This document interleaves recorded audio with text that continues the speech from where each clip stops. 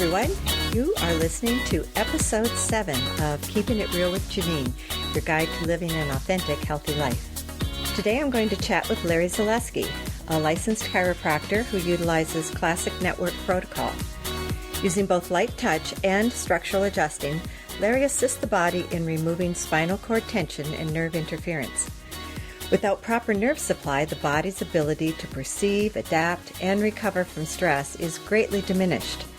Larry's work frees the nervous system of tension and allows the person to function at a higher level with a restored ability to express his or her life. Within the body is an innate intelligence that animates, motivates, coordinates, and heals. This intelligence can better express itself when interference in the body-mind is removed. Today, we are going to chat about dysfunctional pathological patterns and the meningeal sheath that surrounds the spine. Hey, Larry, how are you doing today? I'm doing wonderful. Peachy keen. Peachy keen. Wow, that's cool. I like peachy keen. Well, I'm really excited to have you on the podcast today. I believe the topic that we're going to focus on is patterns in the body. How pathological dominant patterns. Wow, that's pathological dominant patterns. Okay, well, why don't you just take it away? Well, meaning pathological dominant patterns, meaning that patterns that are not really useful to a person anymore, but are repeatable in their life. Mm-hmm. Pathological patterns usually occur when somebody's stressed and their ability to adapt to a situation has become greatly limited and fixed. And so their patterns or their behavior keeps repeating itself over and over again. Unfortunately, for most people, they're not even aware that they're doing it. How do we develop these patterns? Where do they come from? They come from what I think emotional mental stress, where when the body, the physiology becomes stressed, the nervous system responds to it, but doesn't recover from it. In other words, there's a system called the meningeal system that wraps around the brain and the spinal cord, and it has a certain dynamic action that it goes through when you become stressed. It can stretch or twist, but it's supposed to recover. And a lot of times, if you're overly stressed, it stretches and twists and gets stuck in a certain position. And so what happens is, as the movie like Frozen, you become frozen in your being. Okay. So the meninges gets twisted and stuck. How then do we unstuck it? Well, I mean, one of the things that was developed by a group of chiropractors called Network Chiropractic was meningeal work, but also cranial sacral work. Anything that works with the meninges and attempts to free it up will unstick the meningeal system and allow the body and the nervous system to adapt more appropriately with everything. So adapt in ways that have to do with patterns? Adapt in the ways that are more healthy, that provide growth and development to each individual, instead of being stuck and locked in a certain way that's counterproductive for the person. Okay. And that also that includes there's usually occurrences annually where people get sick at exactly the same time every year. They have the same response to seasonal changes. In our culture, we call them the flu or colds. Or when we celebrate a lot at Christmas time, what will happen is that after we've indulged in probably things that are probably not very good for us, then everybody gets sick and they wonder why. And the reason why they get sick is because their body, its inability to adapt to the ingestion of foods that aren't really compatible with each person, becomes greatly enhanced during Christmas and Thanksgiving. Okay. Yeah. So it sounds like what you're saying, if these things can be seasonal or kind of at approximately the same time every year, that that we're setting ourselves up somehow for this to happen. Naturally, we're setting ourselves up. We're unconsciously setting ourselves up every single day. And because our ability to adapt is so limited, and here we have a human being whose possibilities are unlimited, becoming more and more limited as one gets older. And the problem is that that's why we shun age, because we see older people as extremely limited. And really what should happen as you get older, or could happen, I shouldn't say should, could happen is that your ability to expand and be much more flexible should be greater as you get older. That sounds absolutely wonderful. So what are we doing wrong? What needs to change in order for that to happen? I would think that everyone who's listening to this would prefer to be better and more flexible as they get older. I mean, we obviously have a lot more wisdom, right? Hopefully through all the things that we've been through. So how can we get the body to also be more wise, I guess? Well, we a lot of times people realize that they have these they can do these things, but it's almost like, but when faced with certain stresses in their life, they go back into pathological dominant patterns. And the one solution that I found is that people have to have a much more positive attitude towards bodywork. And bodywork is the way that it can indirectly or directly free up the body so that the nervous system and the musculoskeletal system and all the other systems are much more flexible in the way they deal with things. So are you saying perhaps that as we get older, we should be doing more body work? Absolutely. So does that include also things like yoga, Alexander technique, Feldenkrais, all those things, those things. I mean, I have a personal bias because I'm a chiropractor, and I'll say, maybe as a push for myself, is that like, I wish that everybody on the planet would get adjusted, but I know that's not possible. But I know that there's some modality that somebody can choose, some body work modality that somebody can choose that they feel comfortable with the technique and the practitioner, so that they can actually feel a certain amount of freedom moving through their body after each session. I couldn't agree more, actually. I don't know what I'd do without body work. Yeah, I noticed that when people have it, and a lot of people say, well, you have to repeat going to somebody over and over again. Well, it's because, but we don't question that we floss our teeth, brush our teeth every day. It's just another modality that you would use to enhance your health and well-being, and rid yourself of dominant patterns that are imprisoning you in a life that instead of being limitless is very, very limited. So how does this physiologically? How does it work? Well, a lot of it operates unconsciously. I mean, when you are stressed, the body literally, without you thinking about it, the meninges is designed to stretch up to 10 centimeters within the neural canal. Oh, that much? Yes, in order to adapt to what the body is perceiving as stress. So it's mobilized in certain capacities so that you can deal with the stress. Okay. Now, most of the time, or hopefully most of the time, you recover from that. The body will recover from that. But for a lot of people, they've had lots of stresses in their life where they don't recover.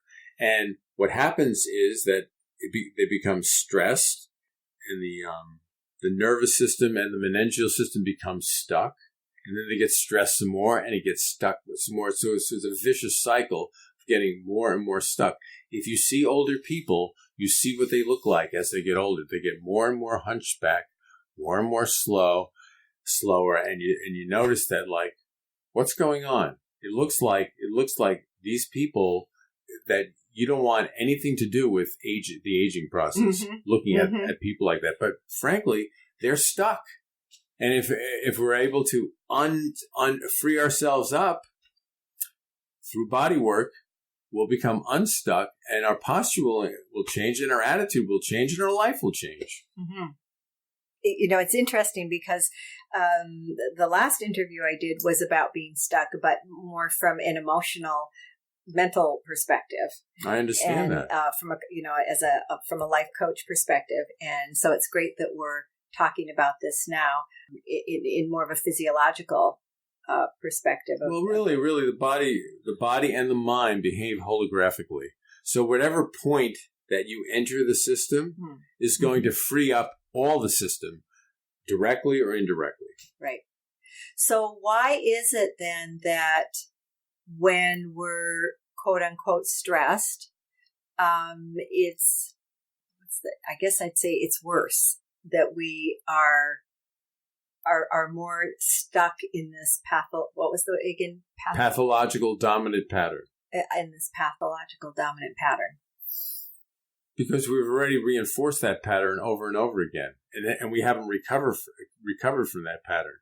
So really, with time and age, it becomes worse and worse and worse, and our ability to adapt becomes less. To a great extent, it becomes reduced to a point that we're barely living. Mm-hmm. How sad. How sad, but correctable. Mm-hmm. So correctable with body work. Yes. What are some of the things that people can also just do on a daily basis? Well, there's yoga is an excellent thing. There's also a small. I offer a small regiment of exercises that were designed by a physiotherapist on Long Island that are yoga-like, that allow the body to recover from what we call minor traumas to the musculoskeletal system. So it stretches every muscle in the body. Mm-hmm. And the biggest thing as you get older is you have to move, and you have to exercise. If you want to stay vital, you want to stay active, you want to stay adaptable, the most proactive thing you can do for yourself is you must move and exercise. Mm-hmm. You must. Right. I think that one of the best things a person can do if they have to sit is like sit on a ball. That's absolutely true, because a ball is an unequal platform, and our body needs to move we develop certain reflexes called proprioceptors that allow us to know what our relationship to space is. And when we're on a ball, we actually are growing more proprioceptors and allowing that lower back region to become much more flexible. Mm-hmm. So I know, like my dad used to work, he built himself, like his desk, he had it up so that he'd stand instead of sitting. Would that be something would be better too? Biomechanically, sitting is probably the worst posture that we could be in. Usually the most healthy posture, but and indigenous people do it all the time, is squatting. Squatting. Even when they go to the bathroom, they squat. They don't have toilet seats. Mm-hmm. Okay, so yoga. What about so when we get in these patterns and we're repeating over and over behaviors unconsciously? Mm-hmm. I usually call that like being reactive, because you're not thinking about it. You're not being conscious. You're not being responsive. You're just reacting. You're reactive. Right. Yes. So what can someone do to stop, to try to break that pattern? Well, this is the tricky part. Mm-hmm. First, like I said before, you have to become aware of it. Right. And then when you slip into it again, one of the things that will definitely keep the pattern alive is feeling guilty about it. Oh, interesting. So one of the things that will happen is when people when they slip into a pattern and they realize they slipped into a pattern, they become guilty, which just reinforces the pattern within their collective nervous system. So they'll just keep repeating it. Mm-hmm. So one of the simple things is please don't feel guilty about what you do. People slip all the time in just about everything. And if you just go, all right, I did it again, and so what? I'm just going to move on with my life. Mm-hmm. Nix the guilt. Nix the guilt. X-ray and that's on the very, guilt. very hard to do. Mm-hmm. And what I'm suggesting, my explanation seems very simple and easy to do, but they take a long time to develop for most people. Right. Some people probably you could do it in like in a day, but we've reinforced ourselves over 30 and 40 and 50, 60 years of our life to certain dominant patterns. Children probably have the least dominant patterns. As you can see, when they play or they get angry, they adapt very quickly, and they can be an enemy to one of their friends 1 second, and then a friend about 2 seconds later. Yeah, that's true. Because their ability to adapt is greater than ours. Mm-hmm. As I'm doing my own patterns now. So Larry's as he's talking, he's moving his hands on the table, and I'm sure that it's coming up in the recording, so I keep pointing to him to Yes, stop. I know. It's one of my nervous habits. Excuse me, audience. But I won't feel guilty. So that just reinforces the pattern, feeling guilty. And that's interesting because that is something I didn't know. What about things like, I'm trying to think of things like from a coaching's perspective that I know, like observing yourself, deep breathing, what? All those things are very good. But I think the first thing, you have to crawl before you walk. Okay. And the first thing you have to is you have to become aware that you're in a pattern. And when your body or your physiology is stuck, your ability to be even aware of that is greatly unconscious. So you have to kind of bring that up to consciousness. When it becomes conscious, then what can happen is that you can become aware of it. And if you become aware of it, you could at least make a choice whether you want to stay like you are or change. Right. And as long as if you say, I want to stay the way I am, I like my life, I find my suffering exquisite, then by all means continue. But if you want to change, there's always a choice. People always seem to say, I had no choice. Of course they didn't have a choice, because they can't see another choice, because they're so stuck that they only see a reactive way of responding to things. Mm-hmm. Mm-hmm. You're saying that if a person has some kind of bodywork, something to release the stuckness in the tissues of the body, right? That is particularly the nervous system and the meningeal system. Okay. Yes. Then that is going to help them to be able to be more aware of their stuck reactive behaviors. Absolutely. They have to be aware of that first. Right. They have to be aware. And then they have to be not just aware, but that they want to change. Right. Yeah, that absolutely. Because I know lots of people who have their husband or wife or friend or son or daughter or cousin or second cousin who they can see that these people need to change.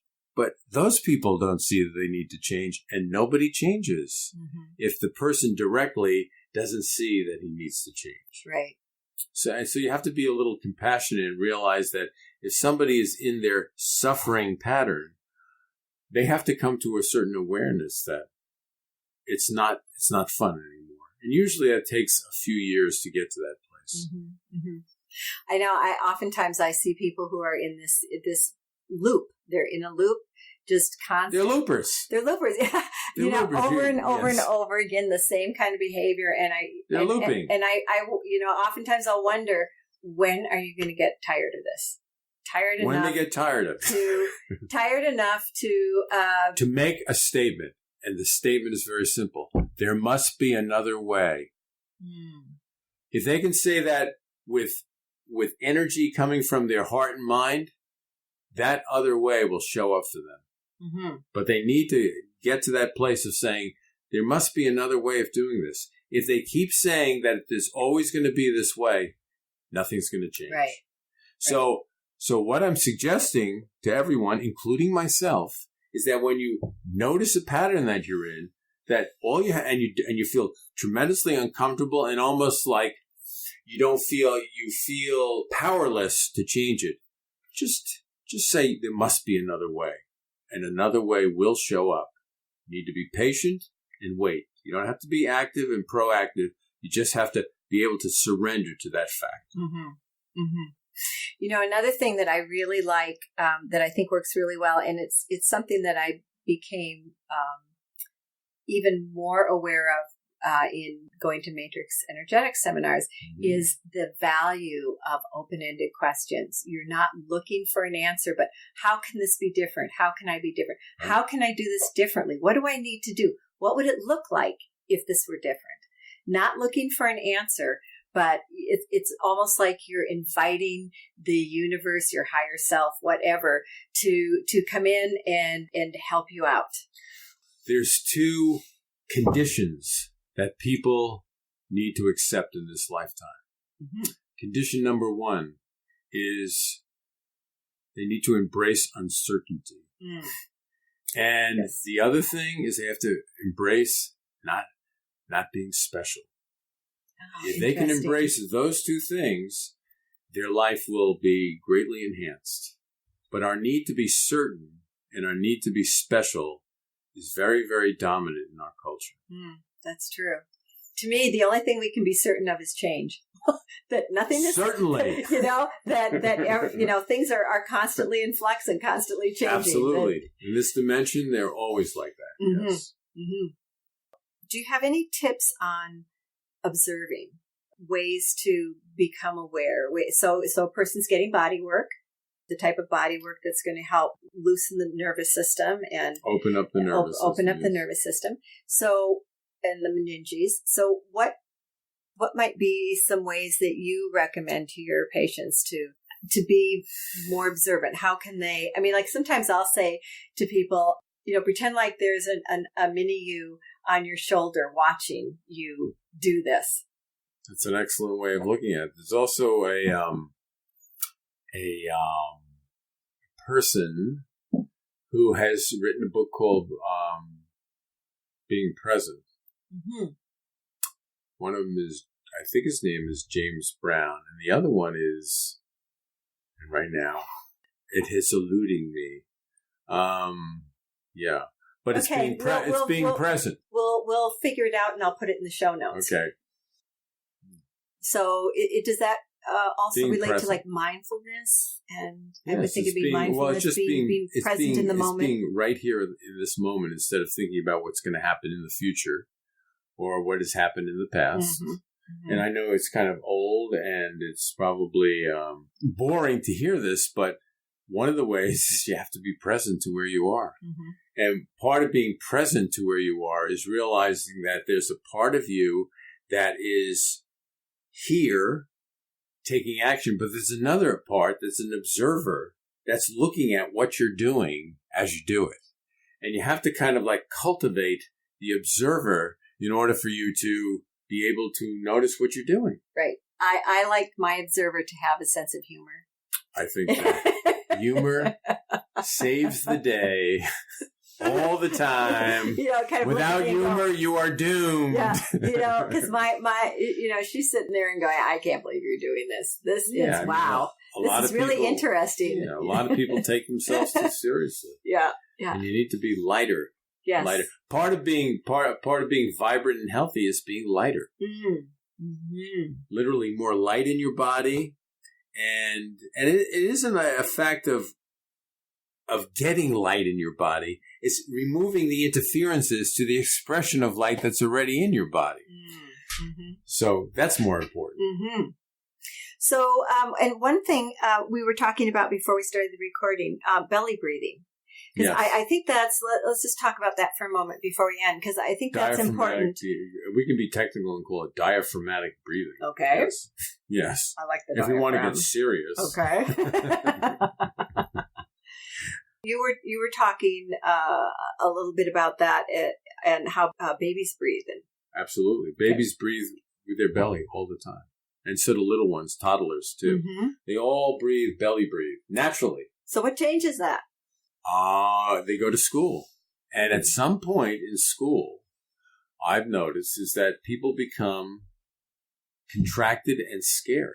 And as soon as they become contracted and scared, their sympathetic nervous system takes over, which is the nervous system that has to do with fight or flight. And all the breathing goes up to the chest, where it's to mobilize the skeletal system to run or fight. Mm-hmm. And it's very unconscious. And if you notice, and then I'll tell people, I'll kind of coach them into belly breathing. They'll say, well, I've never breathed like that. And I said, sure you have. When you were a little boy or girl, you breathed like that all the time. Mm-hmm. And it's just a matter of remembering it. Mm-hmm. So how does belly breathing then affect this stressful, contracted state? Because diaphragmatic breathing is visceral breathing. It's like whole body breathing. Okay. So basically, it's not just breathing from the lungs. It's like literally your whole body is breathing in and out. Contraction and expansion, in and out. When you do chest breathing, it's just a very localized area in your chest. Mm-hmm. And it's just to mobilize a certain capacity of your body to deal with the emergency that you perceive to be there. It doesn't have to be there actually, right? But you're actually perceiving it to be there. Mm-hmm. Okay. I know when I tell myself, okay, you need to breathe, because sometimes I'll catch myself if I'm nervous about something, I'll be holding my breath. Especially when I play my harp, I hold my breath a lot. Time to breathe. And I'll go, breathe, Janine, breathe. And, do a nice deep, take a moment to do nice deep breathing. And it seems to also bring whatever's kind of scattered energy or it kind of brings center me you. Center you into the present. Yes. Into the present where it all exists. Right. It all exists in the present. Right. Not in the past, not in the future. They don't exist. Right. It's just the moment-to-moment present. That's a good ending. Thank you. Okay. Thank you so much. And here's another one. Oh, okay. You can quietly and gently enter the day.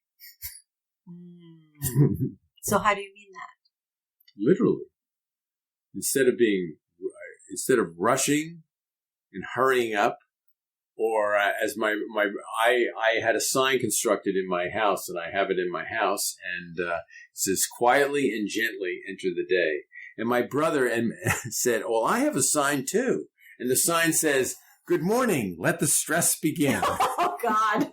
So probably it would be a good idea if we all had two signs, quietly and gently enter the day, or good morning, let the stress begin. And then we have a third sign saying choose. I don't know how people start the day all like rushing around and they're late for everything and all stressed. I have to.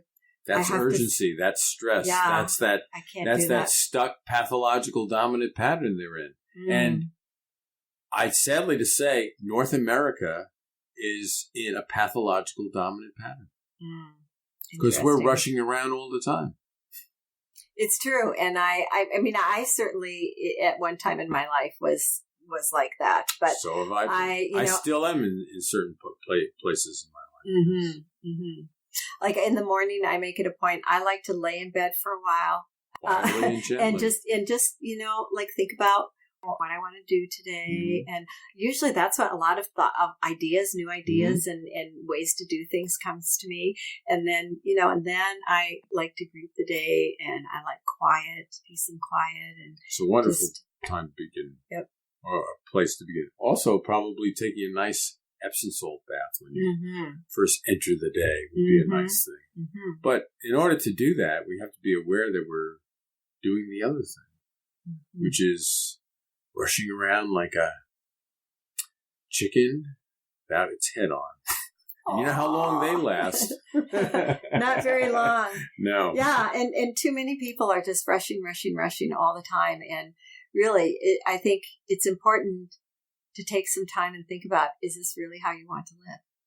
Because each of those moments are not coming back. Absolutely. And is that really how you want to live? If it's how you want to live your life, I mean, some people get off on that. They get off on the excitement until they don't get off on the excitement. Right. And, but I think so many people feel like they don't have any choice, but you do.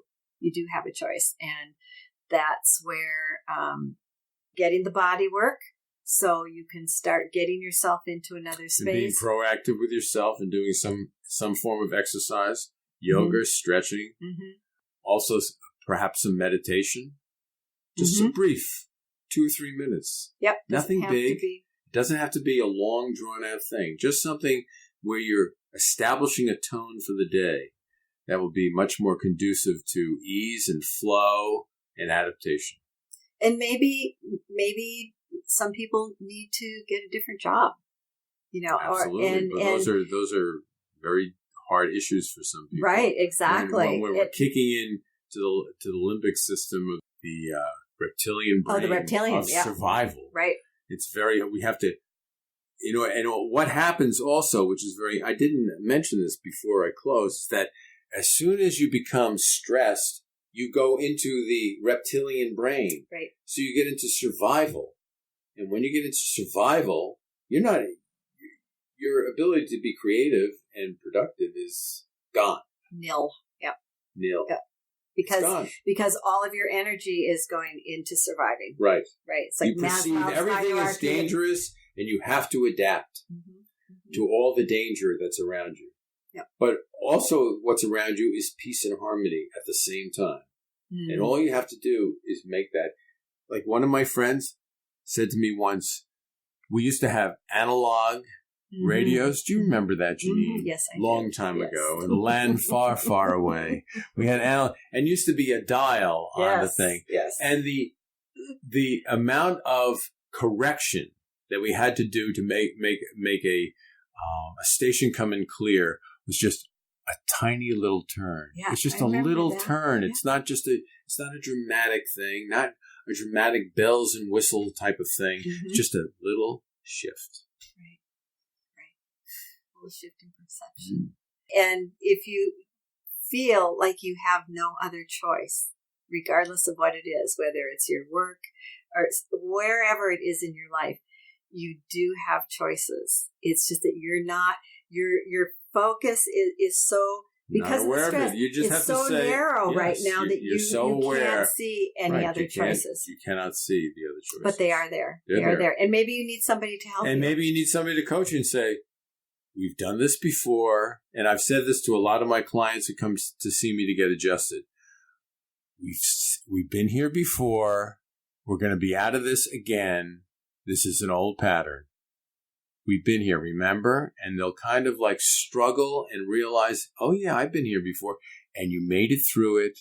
And we're going to make it through it again. And eventually, whatever this is that we go into will no longer exist. Great. Okay. Thank you so much, Larry. I hope our listeners got a few nuggets out of this to help them make their life easier. Yes. I hope so too. Great.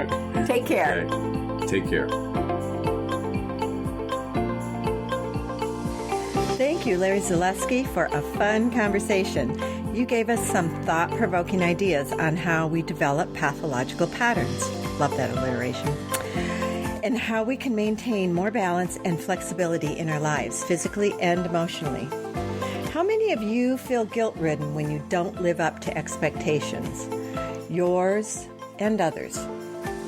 How about we give ourselves a break, acknowledge our flop with an air of neutrality, and move forward knowing more opportunities will come along for us to do better. Remember, there is no failure. We are just falling forward. Next up is a check-in with our medical herbalist, Krista Poulton. Let's see what she has to share with us today. Hi, Krista. How are you today? I'm doing great, Janine. It's great to be on the podcast again. I'm really excited to share some potentially medicine-making facts today. Oh, that'd be wonderful, because I know when I started learning how to make medicine, and it's just so much fun and it's so empowering to be able to do it yourself. So I'm sure a lot of our listeners would love to learn about how to make their own tinctures, salves, teas, whatever you have to offer today. Great. Wonderful. Well, I agree with what you just said too about it being really empowering. I think that, back in the day, we used to have these practices incorporated into our everyday practice. It was also integrated into our nutrition a lot more, having herbal medicine be, infused into different oils, into different foods. And so it is just an everyday practice. And a lot of the things that we make for our herbal medicine are things that you can find in your own kitchen pantry. So I like teaching my community on just, looking at the herbs that are in their kitchen pantry. So their thyme, their sage, their cinnamon, their garlic, their ginger, and how those can be used just for simple at-home colds and flus or cuts and scrapes and things like that. But then there is some really easy medicine-making techniques, like making salves, like making tinctures, of course, teas. If you can grow, having like a small little garden box outside your window, you can grow a plentiful amount of herbs to make into teas. What would you recommend for someone who has just a small space of herbs to grow for tea? I would probably suggest mint is a really easy one. So mint will just spread. So keep it in a pot, actually. If you put it into your garden, you will have mint everywhere. And anything really in the mint family. So lemon balm is really easy to grow as well. Chamomile is a little bit trickier. It's a little bit more of a delicate plant. It's still very, very easy to grow it. And calendula is really easy to grow as well. If you get calendula seeds, so it's a type of, we call it marigold, or the common name is calendula. Most herborists will actually call it calendula based off its Latin name, Calendula officinalis, because there is a type of marigold. It's a pot French marigold that you grow in gardens. It's actually toxic. So you don't want to mix up the medicinal marigold with the toxic marigold. And most of the time when you're growing the toxic marigold, you're growing it in your garden to repel insects. Mm-hmm. And it does have a very different flower, very different leaf. So if you look up the Latin name, Calendula officinalis, it means one plant, and you can always Google that image and make sure that you're getting those seeds. So Calendula officinalis is a type of marigold, but you don't want to get it mixed up with a different type of marigold. Once you plant it and let it go to seed, you will have plenty of seeds forever. Absolutely. That's one of those plants where you plant it once and it just keeps coming back every year. At least it doesn't spread like mint. I mean, mint really is invasive. You have to be careful with mint. But calendula, you can, if you've got a nice little patch, it'll just keep reseeding itself, and you don't have to keep buying seeds. Absolutely. Yeah. Mm-hmm. Okay. So what would you like to teach us today? Well, I thought I would teach you guys a basic salve recipe, and then how to make what we call a folk tincture. So teas are really simple. So teas, if you grow your own plants, there is a couple techniques. So for harvesting teas and actually making a good cup of tea, I was just teaching my students their first kind of tea lesson. And I taught them that they're probably all making their tea wrong, and they go, oh, no. And of course they are. So there's a few techniques with making a really good cup of tea. So I thought I would share that as well. Oh, that sounds great. Why don't we start with that? Okay. So when you're drying herbs, I'll give you a few kind of techniques on drying herbs. So if you're going to be drying herbs, window screens are your best friend. So if you're taking your window screens down, or you have extra ones, I have mesh ones that I've made myself. But we want to make sure there's airflow all the way around the plant when it's drying. So if it's drying in a basket or on a table or on a piece of paper, the underneath layer may start to deteriorate. So we do want to make sure there's airflow all around. So window screens are really great. We can also do like muffin drying racks, like those wire drying racks. Those are really nice as well. They are pretty large holes, so it works good for bigger leaves and not really good for small flowers like chamomile.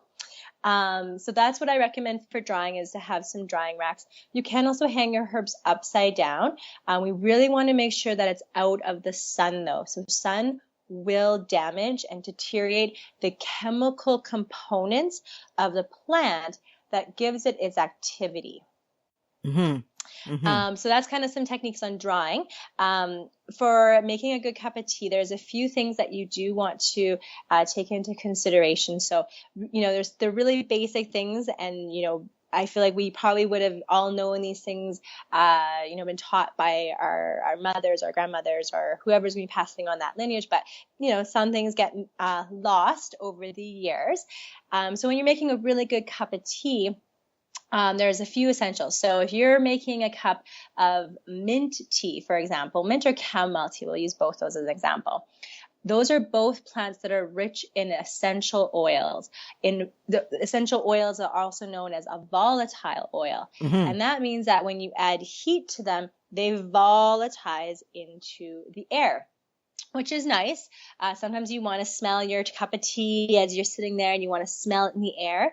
But those essential oils, so mint in particular, the essential oils are going to be antispasmodic in the digestive tract if consumed. Mm-hmm. Chamomile, the essential oil, is going to have the anti-inflammatory activity and the sedative activity in the essential oil. So if you're smelling the essential oil, think about how big your room is and how much, that's diffusing out. You're not going to get the medicinal activity.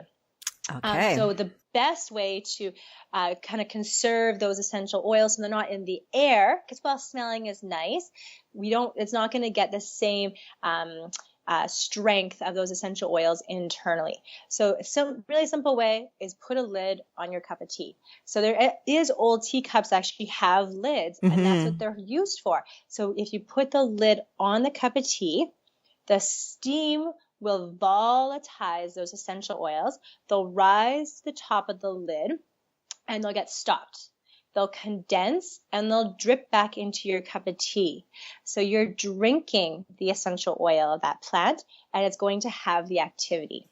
Good advice. Mm-hmm. Also, to find cups like that, I find Asian markets and Asian Absolutely. stores will have those. They're usually... Yeah, and that's because they're very proficient in making a good cup of tea. Mm-hmm. If you don't have those, the cups with the lids, just put a saucer over it. That's going to work as well. Mm-hmm. One thing too, I wanted to make a note on chamomile is that chamomile in the store, and this is kind of where, chamomile is usually a herb where, people first get introduced into herbal medicine. So it's usually mint or chamomile, echinacea, and chamomile tea, a lot of people try for sleep. Mm-hmm. It's the first herb that they're like, oh, I heard it's good for sleep. So they go to the grocery store and they buy, some kind of generic chamomile tea bag from, some company. And it's not a medicinal variety, or it's not the medicinal dose anymore. So that chamomile tea actually goes through an extraction process before they package it. So that there's an essential oil that I was talking about, the one that's good for inflammation and good for sleep. So it has a sedative quality. Mm-hmm. That essential oil is really expensive to sell on the market. Yes, it is. I have some. Blue chamazzoline, exactly. Mm-hmm. It's beautiful. It's so lovely.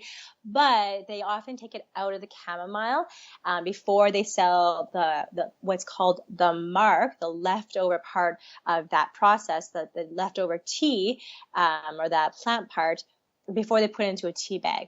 So that's why a lot of times chamomile tea doesn't work great for people, from just like the Lipton tea bags, is because it's already once extracted and they've extracted out the sedative qualities in the essential oil. So it sounds like what you're saying is a lot of commercial herbal teas.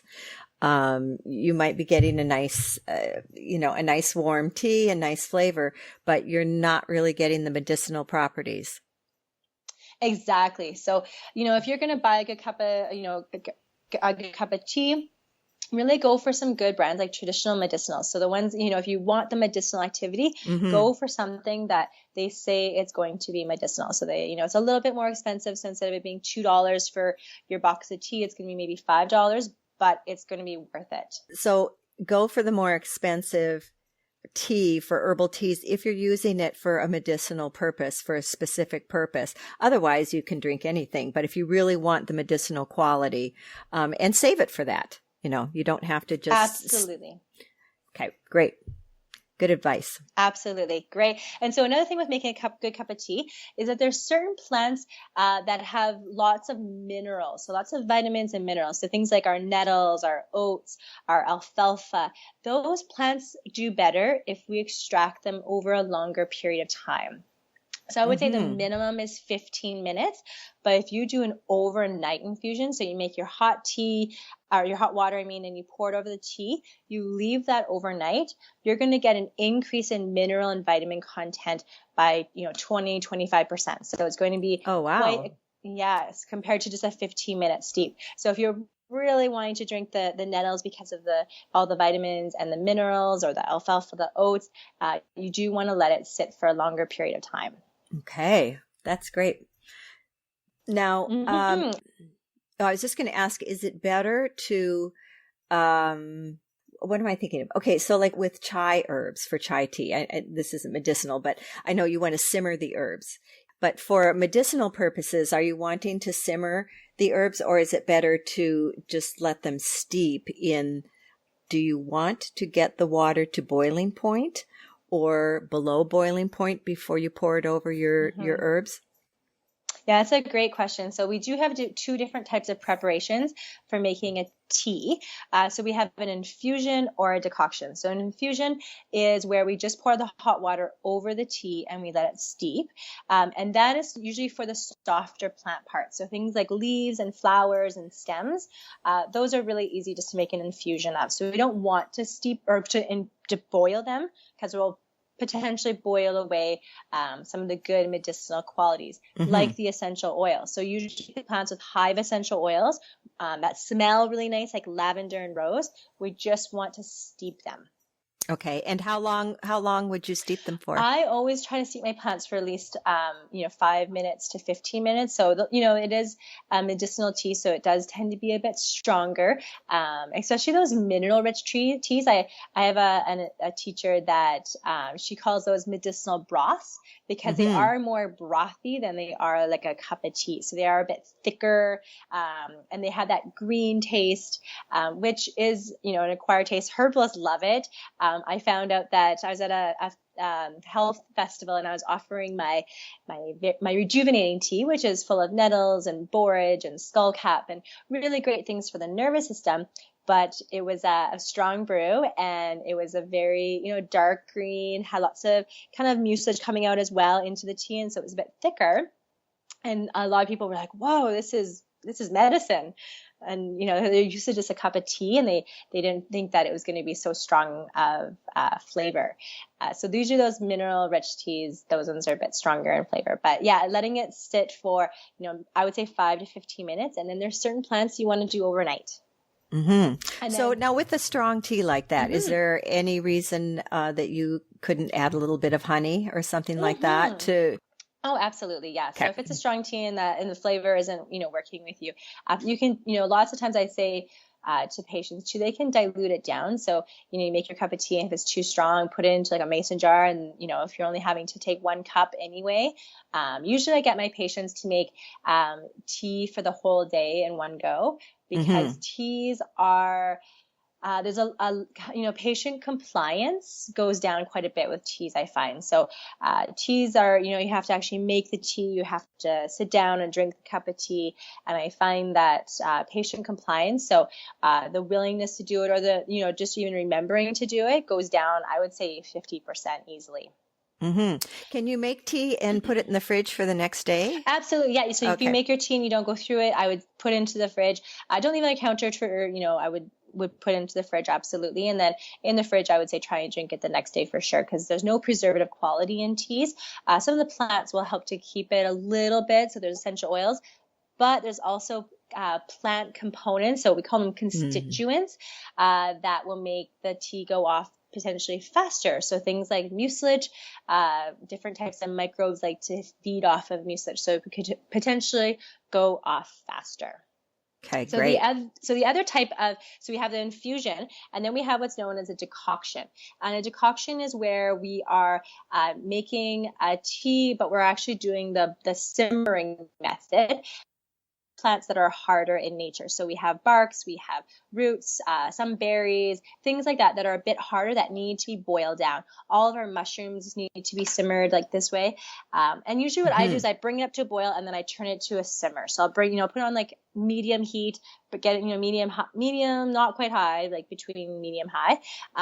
Get it to a boil, and then I would put it back down to a simmer. That's the the ideal, and then you want to watch that, and you want to decoct for about, I would say about, depending on the plant, some plants are 10 minutes, it's fine. And then things, typically some really hard roots, some mushrooms as well, like chaga, I would do a little bit longer.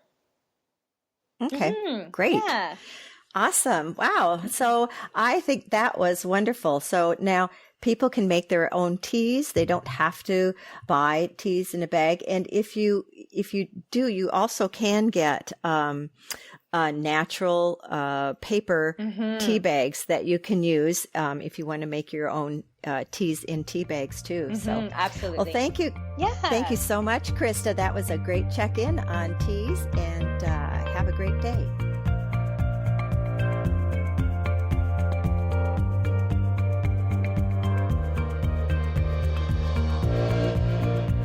Thank you, Krista. And I thought I already knew how to make a proper cup of tea. Go figure. Thanks, everyone, for listening. I hope that this has been a valuable experience for you. You had some fun and enjoyed the podcast. Take care and be well.